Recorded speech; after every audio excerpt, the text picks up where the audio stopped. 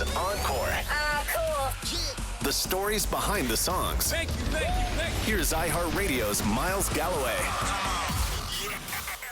Well, way back in season 2 of Encore, we talked about the United Kingdom's rich history of introducing some of the most iconic boy bands of all time into the world. From the Beatles to Wham, Westlife to One Direction, pop music is littered with some fine British exports. But of course, that's really only half the story, isn't it? I think it's harder for boys to do this in a band. I think it's easy, because all they have to do is get their abs out and all the girls go wild, all the raging hormones, you know what I mean? But I mean, for us, if it was easy, everybody would be doing it, wouldn't they? Because through all the boys' noise, there's one incomparable group of girls that rocked the world in the mid to late 90s. Sporty, Scary, Baby, Ginger, and Posh. The Spice Girls. This is the story of Spice Girls Spice Up Your Life. Even though they'd only been in the public eye for a little over a year, by 1997, the Spice Girls had proven themselves to be not only worthy adversaries to the boy band phenomena of the decade, but true beacons of girl power. The vision is girl power, empowerment for women, just going out there, having a good time, having a laugh. Doesn't matter what you look like, you've got to love yourself however you are. You can improve yourself, but you're never going to change it. So love yourself and love the people around you. And that's what it's all about. Originally formed in 1994 through open auditions for a father-son management duo called Heart Management, the Spice Girls grew frustrated with Heart by 1995 and left for super manager Simon Fuller's 19 Entertainment. Here's Mel C breaking it all down in a thick Lancashire accent for Much Music. Anyway, four of us went along to an audition for the girl band. And we stayed with the management for a bit, but we didn't really get on because we had our own ideas, we wanted to write our own stuff, and he wanted a manufactured band. So basically we thought, well, let's go off, do this thing on our own. So we left him, then we got Emma on board, and then the five of us, that's when we formed Spice Girls. We wrote a whole load of songs, got our album together, we managed ourselves for a year, and then we found a wicked manager, got up, signed to a record company, and the rest is history. After signing with Virgin Records, Spice Girls' debut single, Wannabe, reached #1 in 37 countries, including Canada, of course, and the debut album it was found on, Spice, was well on its way to selling more than 23 million copies worldwide, making it the best-selling album by a female group in history. That Wannabe took us about 5 minutes to write. It was like, wow, pretty mad. Do you ever have any thing you disagree on where you get into argument? Loads of things, but we're pretty democratic in that way, so it all gets sorted out in the end. Fun fact, all of these accolades, by the way, all occurred before the Spice Girls had even begun touring as a live concert act. The girls racked up legendary numbers on studio albums and TV and radio appearances alone. So it was naturally quite a big deal when the Spice Girls announced their first ever proper concert in Istanbul, Turkey on October 12th and 13th, 1997. Presented by Pepsi, the two-night event called Girl Power was to be recorded for British broadcaster ITV for a special Christmas Day release and then re-aired in the United States as a pay-per-view special a few weeks later on January 17th, 1998. Not that they needed the extra publicity or anything, but the Girl Power concert event would follow quickly on the heels of the release of the Spice Girls' lead single off their sophomore album, Spice World. Spice Up Your Life, released just 10 days earlier on October 3rd, was written by Matt Rowe, Richard Stannard, and the Spice Girls themselves. With everything happening so fast in and around Spice World, it's honestly a minor miracle the song was completed. Rowe would tell author David Sinclair for his book Spice Girls Revisited, it had been booked in that Spice Girls were coming in to record their next single and write it with us. It was at Whitfield Street Studios, and there was going to be an MTV crew there filming them as they did this, which there was. Well, how on earth can you possibly do this? You can't write and record a song in half an hour with a film crew watching. And he was right. Sinclair would also write that eventually, amidst the chaos of label execs and filming crew getting all up in their space, the record producers tersely ordered all non-essential personnel out of the studio. Finally, now really under the gun, the girls managed to finish the song, going as far to sing the chorus all together on one track to expedite the process.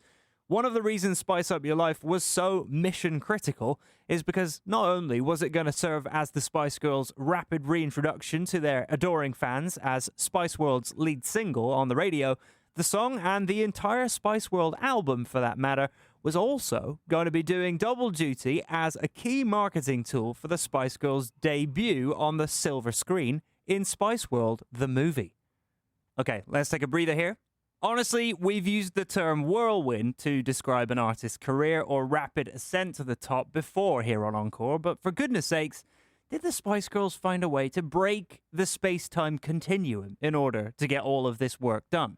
Yes, sometime between taking over the world with their girl power-fueled brand of music, the Spice Girls somehow found the time between June and August of 1997 to film a major motion picture. Who's the marketing mind behind all this? Like, do you sit down and decide I we mean, want it's this like, merchandise? It's like Knights of the Round Table, do you know what I mean? It's a democracy, do you know what I mean? We sit down and, buy ideas off each other, on everything we do. Sometimes we sit there and say, oh, what about doing that? And what about doing that? And we just think nothing is impossible. Do you know what I mean? That what we've done has just proven that to us, and it proves it to anybody out there, in whatever industry. If you want to, I know there might be a girl out there at college and thinks, I want to be the next fashion designer. People are saying, no, you can't. You can do anything you want to do, really. It's just fear and, doubt that says no, really. And that's what we're about. You can achieve anything with just a frame of mind, positive attitude. A multimedia marketer's dream, Spice World the film was always intended to be a companion piece to Spice World the album, and vice versa, with one tiny little detail needing to be smoothed out. The girls had yet to write or record any of the music for either. So yes, you guessed it, all of the writing and recording of the original music for the film had to be done simultaneously to shooting. When we were writing Spice, it was when we first got together, so some of the material was like almost 3 years old. And I think we've grown up a lot, because we've done so much travelling, we've been through a lot as people. And I just think that's shown in our writing. We've really matured as artists and as people. We wrote this during the film. We didn't go, right, come on, let's write a song today. We just wrote it during the film. And the film was only, how long did that last? 8 weeks? Yeah. And we managed just to done write a really good track vibe after together. track after track after track. Can you tell us a little bit about the tour? Track after track after track, eventually, Spice Up Your Life and the rest of Spice World the album was completed while on set. An up-tempo, Latin-inspired pop song, the single was made for the stadium atmosphere. The aforementioned combined choral vocals mixed with a bouncy salsa piano riff transformed the Spice Girls' already anthemic ethos into a full-fledged rallying cry to not only embrace your inner girl power, but to mobilize that power in an effort to, well, spice up your life. Of course, many critics found Spice Up Your Life to be less of a song per se, and more so just a blatant effort in self-promotion, which, to be fair, the girls did have quite a bit on their plate to promote. As critic Tom Ewing would note, Simon Fuller was brutally overworking them, trying to make Spice World the film and Spice World the LP at the same time. Was Fuller taking a gigantic risk in quality terms while being meanly, cynically cautious from a marketing perspective? Assuming nobody would care about the girls in 6 months' time, so get the product out while you can. Admittedly, as fun and assumedly good-natured as the song is, you can definitely see the sloppiness that Ewing and other less forgiving critics would find in the lyrics. Among the mostly harmless, empty-calorie shout-outs to the Latin and dance culture that the song softly appropriates, flamenco, lambada, hip-hop is harder, moonwalk, the foxtrot, then polka the salsa. As Ewing would continue, as Spice Up Your Life falls into a series of mashups, its music doesn't have the wit to reflect. It isn't about relationships or confidence or even partying. If it's about anything, it's about a vision of pop in which every subculture, every dance style, every race is interchangeably spicy. A world that's only fun from a brand's point of view, not a person's. Speaking of race, there's also a pretty uncomfortable line in the song that reads, "Yellow man in Timbuktu, color for both me and you." Luckily, with the benefit of hindsight, the Spice Girls would go on to change the lyrics, and a source would admit that, in the name of inclusivity, it wasn't something they'd be comfortable singing in the 21st century. As Geri Halliwell would tell Much, the Spice Girls' message was always supposed to be inclusivity.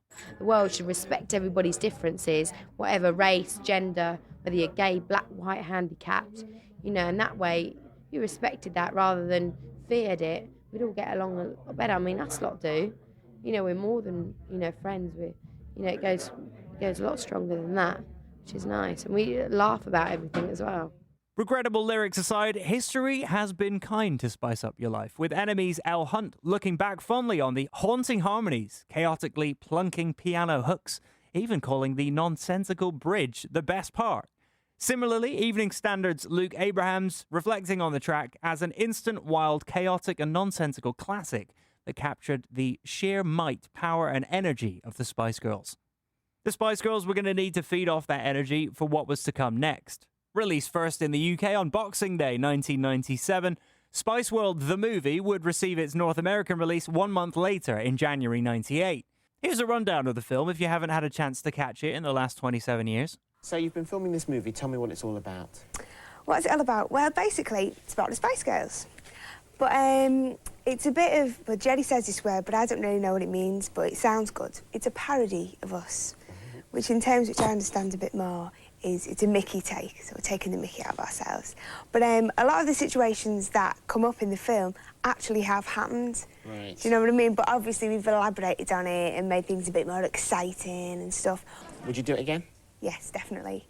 About a week into the film, because there's so much waiting around, and because we've done a lot of shooting outside, like, because of the weather conditions, we had to, like, just wait for the rain to start, wait for this, wait for that, wait for the sun, wait for the clouds to go. And it was like, oh, God, I really don't want to do this anymore. Just give me, you know, get me back in the recording studio.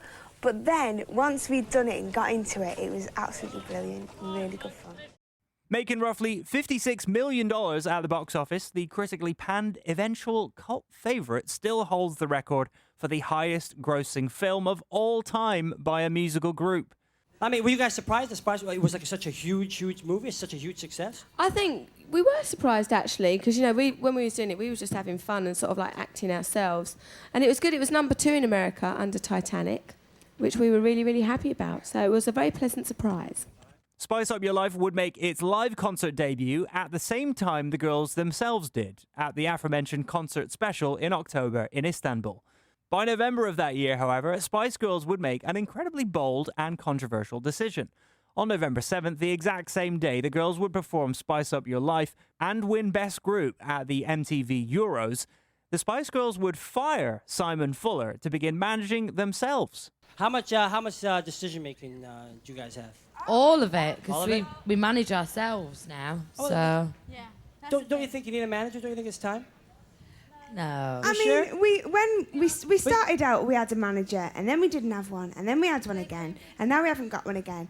And the thing is, we're happier now than we've ever been, and it is harder because we have to look after ourselves, but it's nice because we do. We've got helpers. We've got people that help us Right. and that advise us. But at the end of the day, we kind of call the shots on everything, and I think Would that's... you guys be sort of... Mel C would tell the pinknews.com in 2020, "We'd made the decision that we were going to leave Simon Fuller, but he did hold the cards with everything and had a PA and she had a Filofax and Geri had some second-hand stitched up old granny bag. Geri stole the PA's Filofax because everybody's numbers were in it, and then we had to go and rehearse for the MTV Awards doing Spice Up Your Life, and she did the whole rehearsal. There was a big catwalk and everything. She did the whole thing with this bag on her shoulder." According to Victoria Beckham, after firing Fuller, each girl took charge of one aspect of the band's business. Beckham herself took care of their finances, Mel C looked after their touring, Mel B took lead on their record label dealings, Emma Bunton spearheaded their charity work, and Geri Halliwell was in charge of the brand's sponsorships. The Spice Girls would finally announce Spice World The Tour to their legion of adoring fans worldwide. Beginning in February of 1998, the Spice Girls played nearly 100 shows across the world in less than 9 months, including 41 sold-out dates here in North America. Only the major markets of Toronto, Montreal, and Vancouver were lucky enough to secure dates with the Spice Girls, and even those come with a bit of an asterisk, but we'll get to that in a second. Perhaps prophetically, Geri Halliwell explained the sheer pressure of the undertaking to MTV. Primarily, we start with the preview tour. This is a bit of a taste of what the world tour is going to be like. Where's that?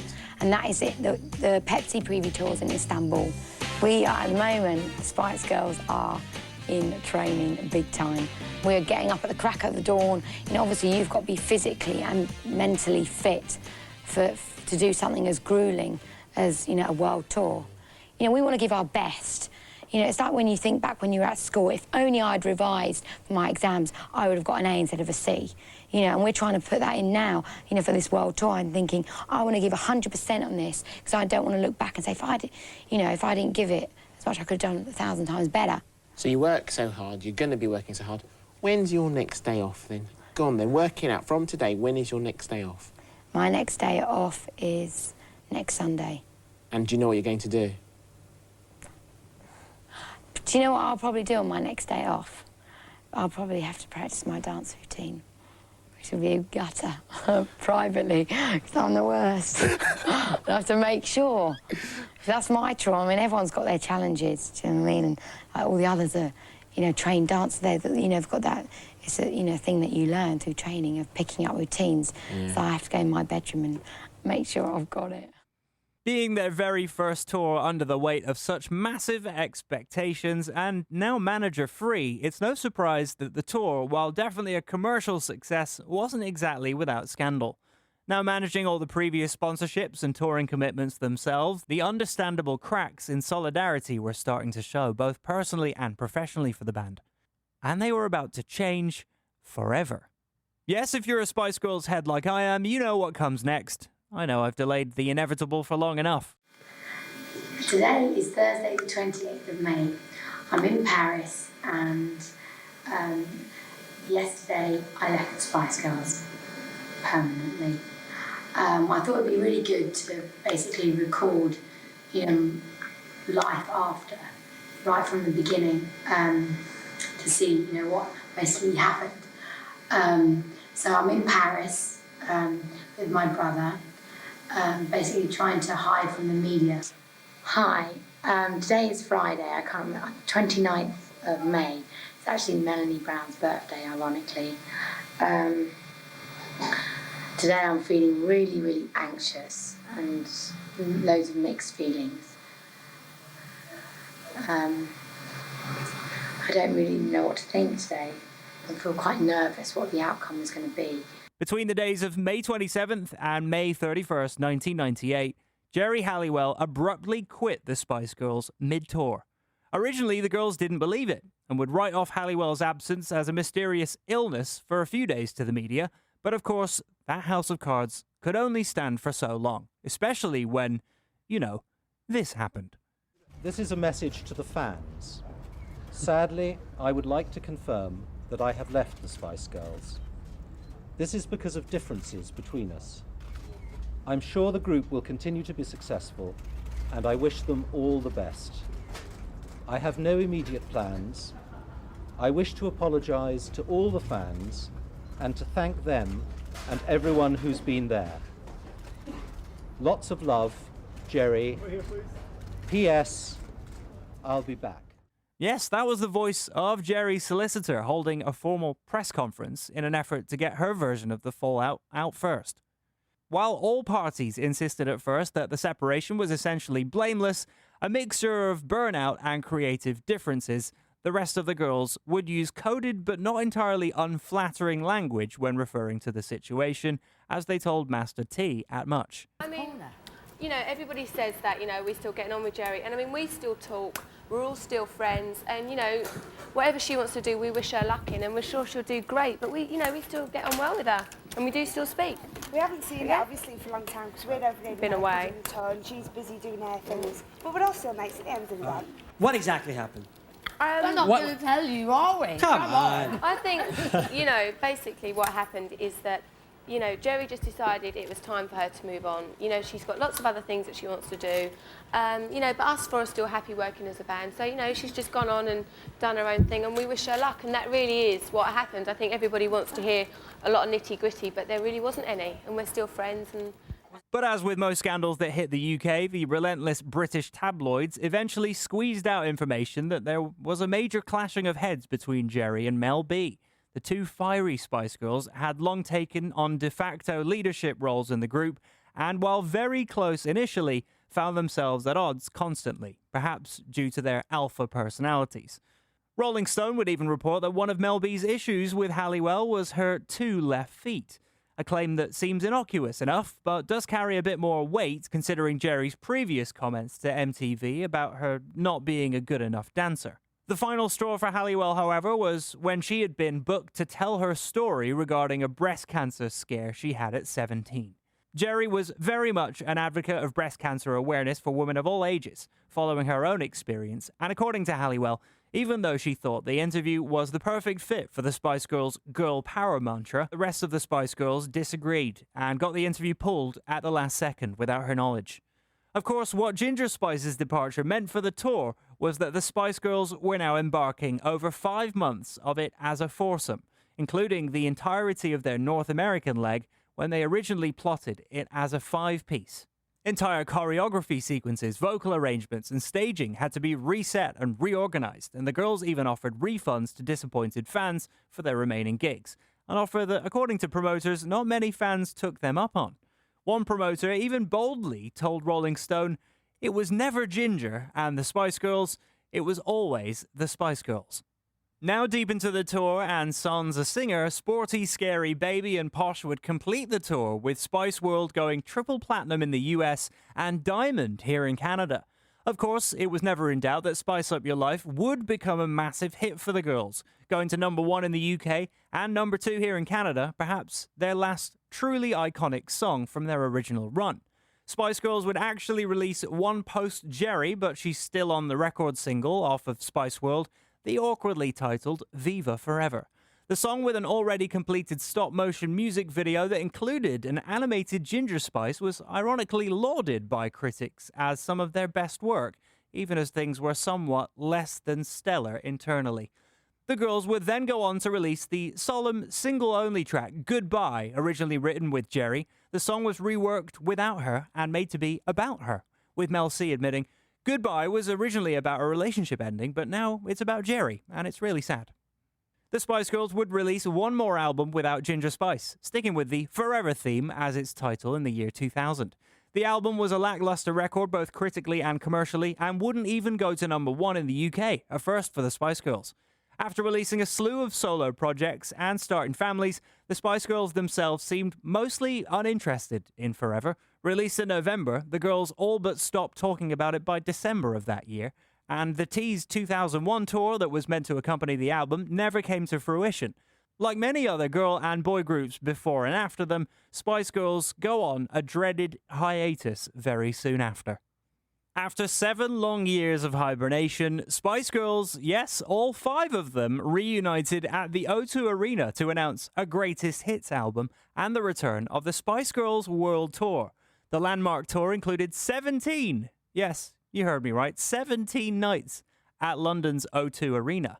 I'm also happy to report that Vancouver, Montreal and Toronto finally got their complete Spice Girls experience on the reunion tour. In fact, Toronto now has a little bit of Spice Girls lore as the site of the last official concert appearance of the complete Spice Girls on tour.